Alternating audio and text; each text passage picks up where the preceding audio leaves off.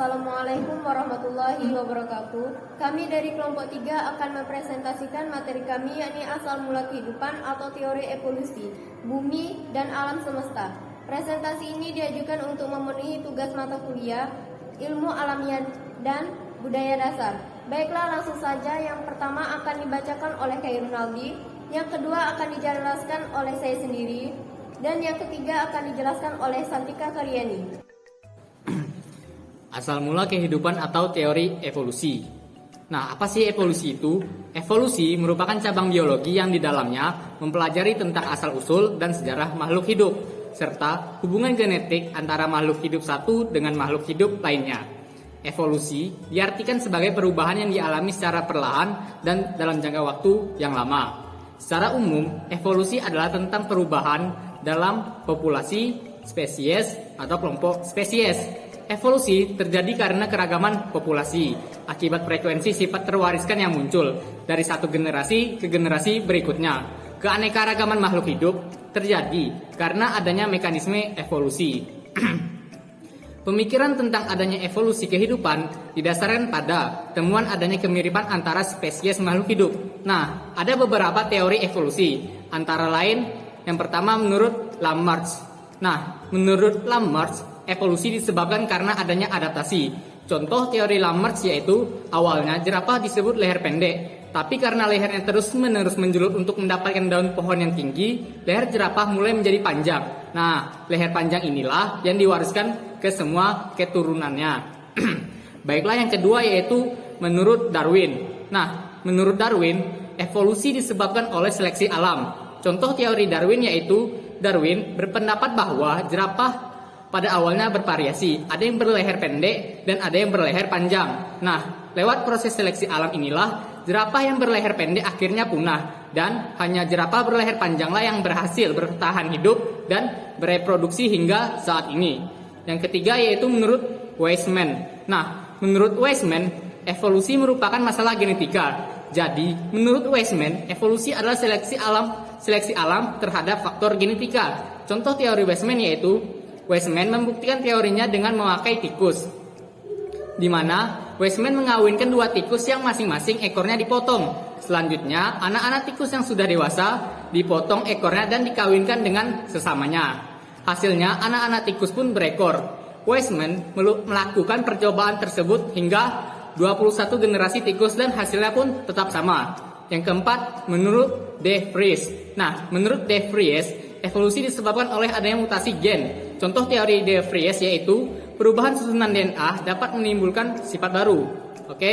Nah, sebagian orang pasti pernah mendengar teori evolusi atau Darwinisme. Nah, mungkin sebagian beranggapan bahwa konsep-konsep tersebut hanya berkaitan dengan bidang studi biologi dan tidak berpengaruh sedikit pun terhadap kehidupan sehari-hari. Nah, anggapan ini sangat keliru sebab teori ini ternyata lebih dari sekedar konsep biologi. Tetapi teori evolusi telah menjadi fondasi sebuah filsafat yang menyesatkan sebagian besar manusia. Filsafat tersebut adalah materialisme atau yang mengandung sejumlah pemikiran penuh kepalsuan tentang mengapa dan bagaimana manusia muncul di bumi. Materialisme mengajarkan bahwa tidak ada sesuatu pun selain materi dan materi adalah esensi dari segala sesuatu, baik yang hidup maupun tak hidup. Nah, berawal dari pemikiran ini, materialisme mengingkari keberadaan Sang Maha Pencipta, yaitu Allah Subhanahu wa Ta'ala. Nah, maka dari itu sebagai orang yang memiliki wawasan dan ilmu, semestinya kita harus lebih cermat dan selektif lagi dalam mempercayai sebuah teori, termasuk teori Darwinisme ini. Nah, sudah jelas ada dan dikatakan dalam Al-Quran bahwasanya manusia pertama itu adalah Nabi Adam alaihissalam. Inilah poin yang harus dipercayai sebagai umat muslim, bahwasanya semua manusia itu berasal dari keturunan Nabi Adam alaihissalam, bukan melainkan dari hewan ataupun makhluk hidup selain manusia. Dan juga Al-Quran sudah terlebih dahulu ada dan kebenarannya tidak dapat diragukan lagi dibandingkan dengan ilmu pengetahuan ilmiah modern saat ini. Baiklah, sekian dari saya. Asal mula bumi. Bumi yang kita tempati sekarang ini merupakan planet yang dirancang khusus oleh Tuhan guna mendukung kehidupan semua makhluk hidup. Bumi menyediakan lingkungan yang dapat memelihara kehidupan karena ada keseimbangan mulai kadar gas di atmosfer, kandungan air, unsur hara, tanaman, flora fauna, suhu, dan lain-lain. Agar komponen-komponen yang membangun kehidupan dapat bertahan, baik keseimbangan fisik maupun biologis, harus dipelihara dan dijaga oleh manusia sebagai khalifah di muka bumi. Bumi terbentuk sekitar 4,54 miliar tahun yang lalu dan kehidupan sudah muncul di permukaannya, paling tidak sekitar 3, miliar tahun yang lalu. Biosfer bumi kemudian secara perlahan mengubah atmosfer dan kondisi fisik dasar lainnya, yang memungkinkan perkembangbiakan organisme serta pembentukan lapisan ozon yang bersama medan magnet bumi menghalangi radiasi surya berbahaya dan mengizinkan makhluk hidup mikrobis untuk berkembang biak dengan aman di daratan. Sifat fisik, sejarah geologi, dan orbit bumi memungkinkan kehidupan untuk bisa terus bertahan. Teori terbentuknya bumi. Yang pertama, teori Gourget-Lois-Leres. Pada tahun 1778, dua ahli ilmu alam yaitu Leo Leres Prancis George dan Comte de Buffon mengemukakan bahwa dahulu terjadi suatu tumbukan antara sebuah komet dan matahari yang kemudian menyebabkan sebagian massa dari matahari terpental ke area luar hingga terbentuklah suatu planet. Yang kedua, teori Laplace. Teori pembentukan bumi Laplace dikemukakan oleh seorang ahli matematika dan astronomi Prancis, Pierre Simon Marquis de Laplace pada tahun 1796 yang menyatakan bumi terbentuk dari gugusan gas panas yang berputar pada sumbunya. Kemudian terbentuk cincin-cincin. Sebagian cincin ini kemudian terlempar keluar dan terus berputar hingga kemudian mengalami pendinginan. Hingga pada akhirnya terbentuklah gumpalan-gumpalan bola yang menjadi planet termasuk bumi. Yang ketiga, teori platesimal hipotesis. Teori platesimal hipotesis dikemukakan oleh seorang ahli astronomi Amerika, Prosper de Moulton, dan seorang ahli geologi T.C. Campbell-Wright. Keduanya berpendapat matahari terdiri dari gas dengan massa besar hingga kemudian didekati oleh bintang lain yang melintas dengan kecepatan tinggi di area sekitar matahari. Pada saat bintang ini melintas di dekat matahari dengan jarak yang dekat, sebagian massa besar gas matahari kemudian tertarik keluar akibat gravitasi dari bintang yang melintas tersebut. Sebagian dari massa gas ini berputar mengelilingi matahari karena gravitasinya, sementara sebagian lainnya tertarik keluar lintasan bintang. Setelah bintangan melintas dapat berlalu, massa gas yang berputar kemudian mengelilingi matahari, kemudian menjadi dingin dan terbentuklah platesimal atau suatu cincin yang lama-kelamaan menjadi padat. Beberapa platesimal yang terbentuk kemudian akan saling tarik-menarik dan berhubungan menjadi satu hingga kemudian membentuk suatu planet, termasuk diantaranya planet bumi. Asal mula alam semesta. Alam semesta atau jagat raya didefinisikan sebagai ruang dan waktu di mana semua energi dan materi terpadu. Terjadinya alam semesta telah dipelajari oleh manusia sejak dahulu.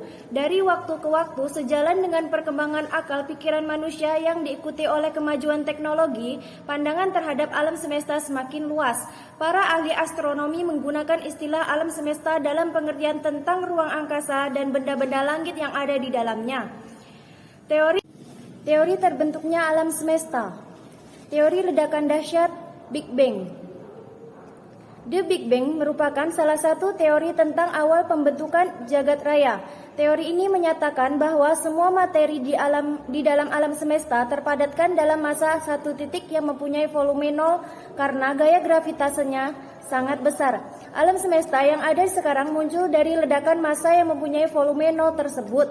Jagat raya dimulai dari satu ledakan besar dari materi densitasnya luar biasa besar dan merupakan ledak kosmik yang berasal dari nebula ini dan meledak ke segala penjuru dengan mengeluarkan gas-gas.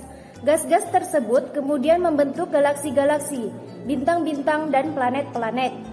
Implikasinya jagat raya punya awal dan akhir. Teori ini juga menganggap bahwa alam semesta ini terjadi akibat dari ledakan segumpal zat raksasa.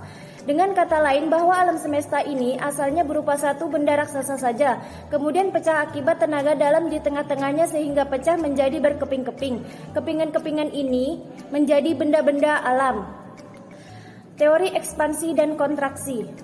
Teori ini dikemukakan oleh M. Smith, Arno Pezes, Robert Wilson yang menjelaskan bahwa semua materi bergerak saling menjauhi dan bermula dari massa termampat. Dalam proses ekspansi dan kontraksi ini tidak ada materi yang rusak ataupun tercipta, melainkan hanya berubah tatanannya ataupun mengalami goyangan. Teori ini berdasarkan adanya suatu siklus dari alam semesta, yaitu masa ekspansi dan masa kontraksi. Diduga siklus ini berlangsung dalam jangka waktu 3000 juta tahun. Pada masa ekspansi tersebut, galaksi-galaksi serta bintang-bintangnya.